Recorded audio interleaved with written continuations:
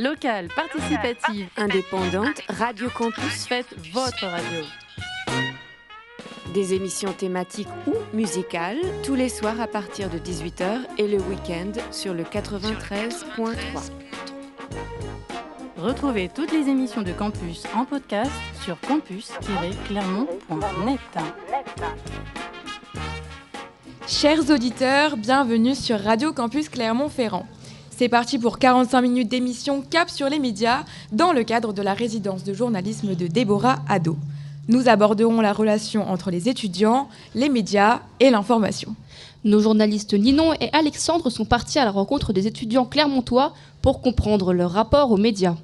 C'est vrai que j'aime bien vérifier parce qu'on est souvent vite influencé par, c'est pas forcément la vérité, donc j'aime bien vérifier par plusieurs, comparer en fait les infos pour bien être sûre, mais c'est vrai que je suis plutôt méfiante quand même. Ouais, moi j'ai une certaine méfiance parce que des fois il y a tendance à déformer, mais pas tout non plus, mais il y en a pas mal. Enfin, je sais que Hugo Décrypte, pour moi, j'aime bien ce qu'il fait, du coup, voilà, je le sens pas trop, il défend pas comme BFM ou des choses comme ça, mais parce qu'il est vraiment pur dans son contenu, mais sinon il y a certains médias, et puis même des fois il y a du fake, il y a même des comptes certifs qui font un peu du fake. Et puis faire attention surtout aux rumeurs. Je pense notamment à l'émergence de l'intelligence artificielle de nos jours, à ce qu'on peut voir, ce qu'on peut entendre, ce qui peut être modifié, parce que je sais que ça peut aller très très loin parfois.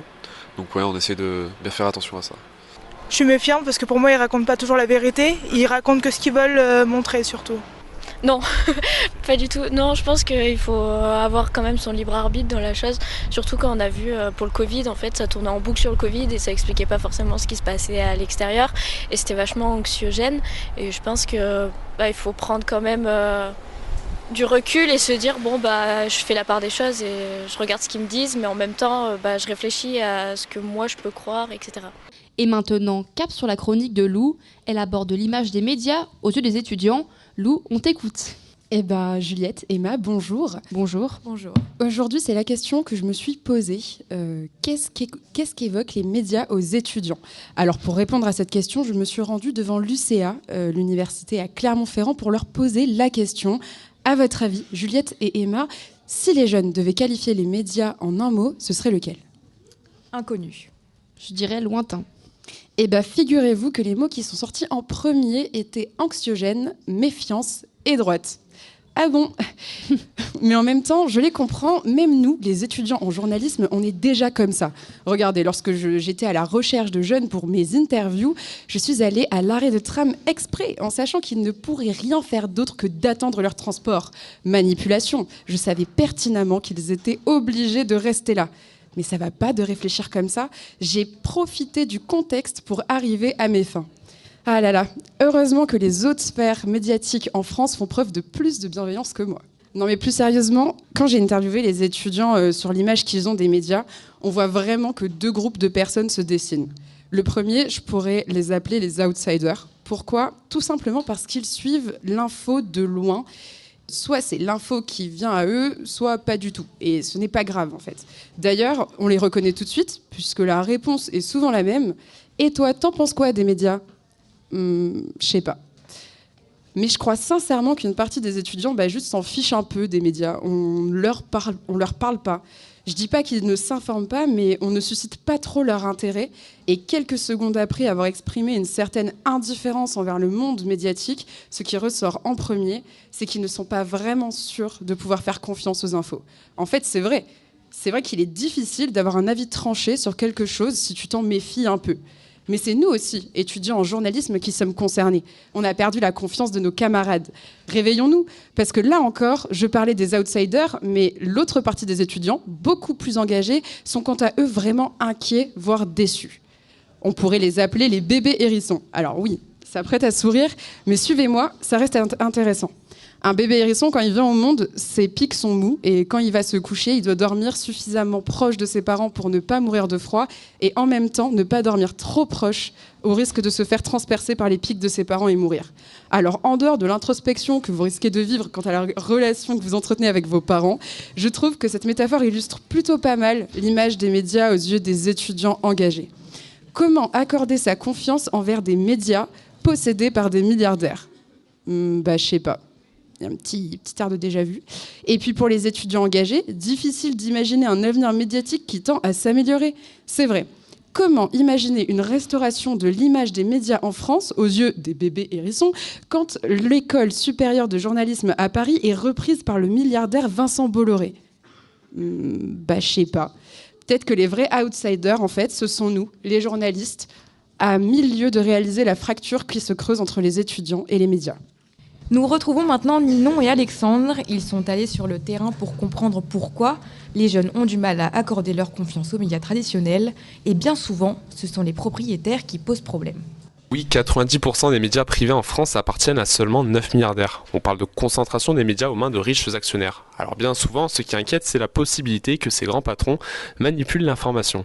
Ça a déjà été le cas notamment avec les médias de Vincent Bolloré. Ils sont souvent épinglés par l'Arcom, c'est-à-dire le gendarme des médias. La raison, le non-respect de la neutralité, c'est justement ce que redoutent les Français. Ouais, carrément. Carrément, parce qu'ils nous font un peu penser ce qu'on veut, quoi. Enfin, ce qu'ils veulent, justement. Donc, ouais, je pense que ça peut influencer le rapport et les informations qu'ils peuvent nous transmettre, quoi. Enfin, je trouve ça que c'est un peu dommage. Avant, les médias, ils étaient peut-être un peu plus restreints parce que la politique faisait qu'ils étaient restreints, mais au moins, ils avaient une liberté. Maintenant... Quand on voit les grandes chaînes de télé, par exemple, qui sont pas, aux mains des milliardaires, c'est un peu triste parce qu'ils n'ont pas leur libre arbitre et ils sont guidés par des idéologies. Une défiance donc envers les idéologies propagées par les patrons. Ils sont d'ailleurs souvent accusés de répandre des idées de droite, voire d'extrême droite. D'où l'importance de multiplier ces sources.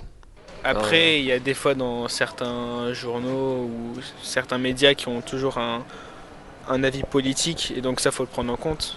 Mais donc ça dépend de la source, évidemment. Il y a des milliardaires, on ne sait pas s'ils influencent ou pas la qualité de leurs informations.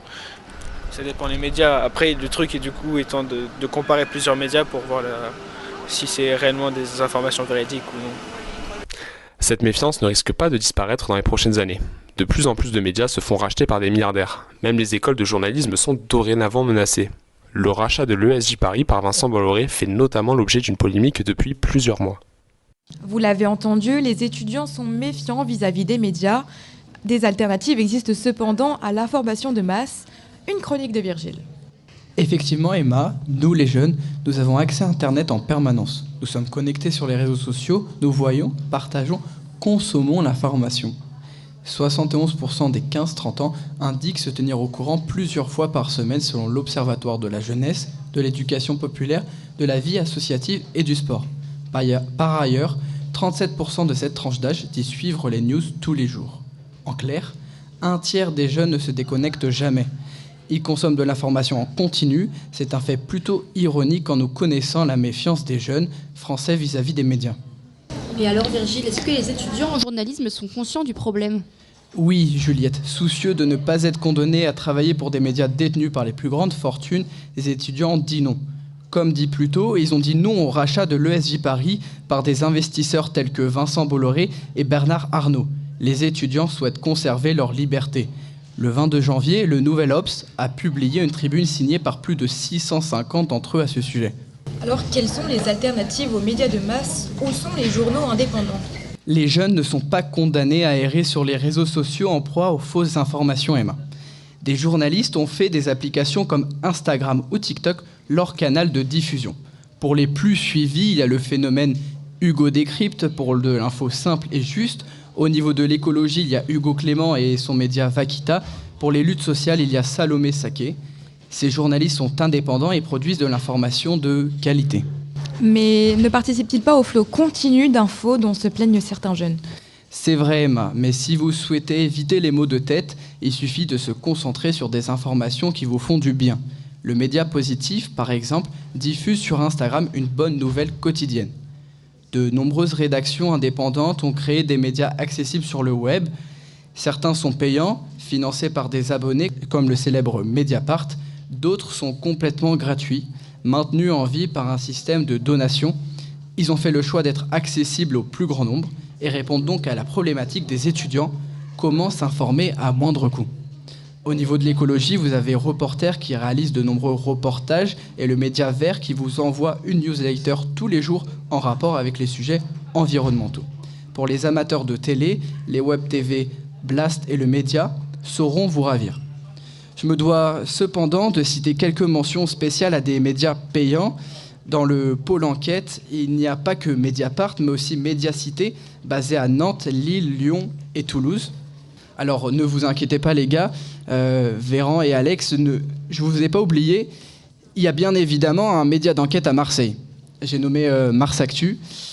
Je pourrais pas tous les mentionner, il y en a plein qui sont intéressants. Topo, par exemple, propose de vous informer via la bande dessinée. Politis traite de politique, Street Press parle de banlieue et de quartiers populaires, et Arrêt sur Image vous informe des actualités liées aux médias. Bref, vous l'aurez compris, il y en a pour tous les goûts. Pour pouvoir tous les retrouver, je vous invite à consulter la carte de la presse Pas Pareil. Lancée par Le Ravi, elle est disponible partout sur Internet. Plusieurs critères pour y faire partie: être indépendant financièrement, appartenir aux journalistes, aux salariés ou aux lecteurs, avoir une démarche d'information et non d'opinion, enfin, être favorable à une société plus juste. J'espère donc que ces quelques billes vous permettront de vous informer autrement, en tout cas plus sereinement. Merci Virgile. C'est au tour de Véran et Enzo. Ils ont rencontré des étudiants qui s'informent sur les réseaux sociaux, délaissant les médias traditionnels. Principalement sur Insta, TikTok avec Hugo Décrypte et tous les médias sur les réseaux sociaux. Je regarde le journal le soir souvent, mais... Ok. Sur quelle chaîne par exemple M6. Ok, d'accord. Plus 45. Enfin, 19h45 du coup. Et je m'informe, j'aime bien regarder le journal le soir, pareil sur M6, et après sinon sur Insta. Ok, bien Hugo Décrypte, ouais. Je pense que des fois, on parle, au moins à la télé, on parle pas assez de certains sujets. Ou d'autres qu'on parle trop surtout. Ouais. Ok. Par exemple, quoi des sujets, la guerre, tout ça par exemple Là, ce qui s'est passé au Israël, Rwanda, tout ça, on en parle trop. Rwanda, je crois.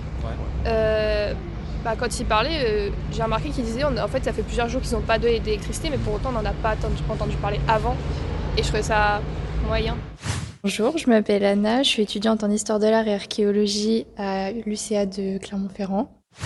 Je regarde les infos le soir, surtout quand je suis chez moi. Je vais pas dire que je regarde tous les soirs, mais ça arrive de temps en temps, quoi.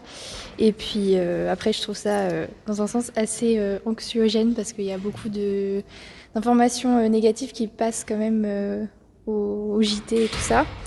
Et sinon, après, ça c'est plutôt Hugo Décrypte, par exemple, sur Instagram, des fois sur YouTube aussi, voilà, pour avoir plus de précision sur ce qui se passe.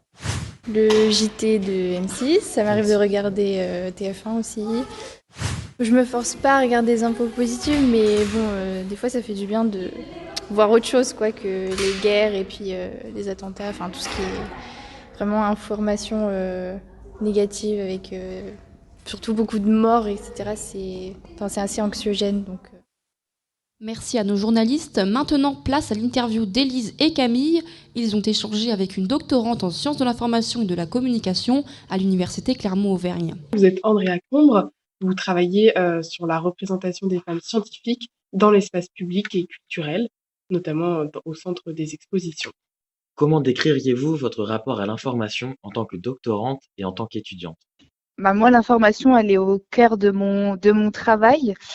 Pour moi, l'information, c'est pas uniquement les nouvelles qu'on va lire dans les journaux, etc. Mais on peut, disons, voir notre environnement, notre société comme de multiples situations de communication où on va avoir des émetteurs et des récepteurs qui vont diffuser de l'information. Et moi, en fait, j'ai un rapport à l'information de vraiment comprendre dans quel contexte ça va être, on va émettre ces messages, comprendre aussi quelles sont les références, les volontés, les attentes de l'émetteur de ces messages et quel impact ça va avoir sur les récepteurs. Après, en tant qu'autre qu'étudiante et doctorante, moi, mon rapport à l'information, je vais être très critique en fait par rapport à ce qu'on va me proposer comme information. Par exemple, dans les médias, je vais plutôt favoriser des médias où je peux croiser les sources, ou par exemple, j'aime beaucoup le média The Conversation, qui est un média où c'est des scientifiques et des journalistes qui vont traiter de thèmes d'actualité, où là, finalement, la vérification des sources et des propos va me satisfaire en termes de crédibilité des informations qui vont m'être données. Et donc, vous parliez de certains médias comme celui que vous venez de citer à l'instant. Est-ce que vous vous informez autrement, par exemple avec les réseaux sociaux, ou bien la radio ou la télé? Oui, alors moi en termes de réseaux sociaux, je suis pas je suis pas un bon exemple parce que j'ai que LinkedIn. Et par contre, je m'informe beaucoup via LinkedIn. À la fois, je fais ma veille professionnelle, mais aussi en tant que citoyenne, en tant que telle, parce que je suis des pages de médias comme Le Monde, Le Nouvel Observateur, etc. Donc, ça me permet de suivre l'actualité. Et après, j'écoute peu la radio, mais disons que je regarde pas mal la télé, notamment par exemple des émissions plus légères, mais qui ont quand même un traitement médiatique comme Le Quotidien ou des choses comme ça. Selon vous, est-ce que les médias sont-ils accessibles par les milieux étudiants? Oui, moi je pense que oui. En tout cas, ils essayent de développer des stratégies. Vous parliez des réseaux sociaux, il y a de plus en plus de médias qui se mettent par exemple sur TikTok ou des choses comme ça. Et on va plus remarquer une évolution en fait dans le format de l'information. On a des informations beaucoup plus courtes sous forme de vidéos ou de réels qui vont être développées ces derniers temps pour justement toucher cette cible. Moi, les jeunes que j'ai dans mon entourage, oui, ils s'informent essentiellement par les réseaux sociaux, mais pour autant, ils sont quand même curieux et s'informent malgré tout, contrairement à ce qu'on pourrait penser. Après, il y a des médias qui vont être plus accessibles et plus ciblés pour les jeunes. Je sais qu'il y a beaucoup d'étudiants qui vont écouter par exemple le Brut ou des choses comme ça, mais pour autant, ils ont quand même accès à l'information et ils s'intéressent aux actualités. Est-ce que vous remarquez des différences entre les étudiants, notamment basées sur le genre, concernant leur rapport aux médias? Oui et non. En fait, ça dépend les médias qu'on va consulter. Si on regarde par exemple aux États-Unis, là c'est très flagrant, quand il y a eu la campagne de Donald Trump, on a eu énormément de podcasts et d'émissions sur YouTube qui vont être très masculinistes. On a vraiment une information viriliste, etc., où les femmes sont complètement exclues de ce qui est dit, en tout cas qui est très discriminant.